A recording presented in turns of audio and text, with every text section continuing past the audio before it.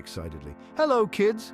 Today we have a wonderful story for you about an unlikely friendship between two very different animals. Get ready to meet Ella the Earthworm and Percy the Parrot. This is Ella the Earthworm. Ella loves to dig through the soil, making it soft and healthy for all the plants to grow.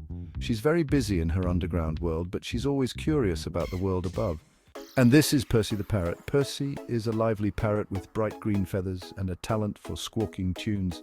He spends his days flying high in the trees, enjoying the sunshine and talking to anyone who will listen. One day, Ella was feeling especially adventurous. I wonder what it's like up there in the sunshine, she thought.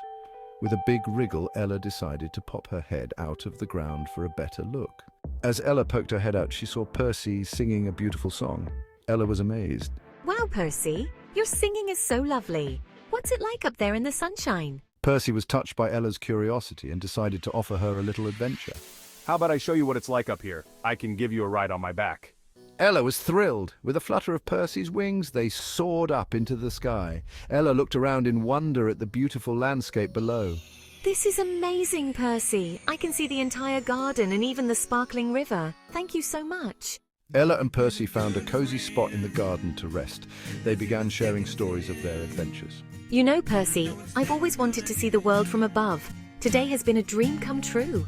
And I've always been curious about what life is like underground. Maybe you can show me one day, Ella? As they talked, Ella and Percy realized how much they enjoyed each other's company. They made a promise to explore more together. I'm so glad we met, Ella. This is the start of a wonderful friendship. Me too, Percy. I can't wait for our next adventure.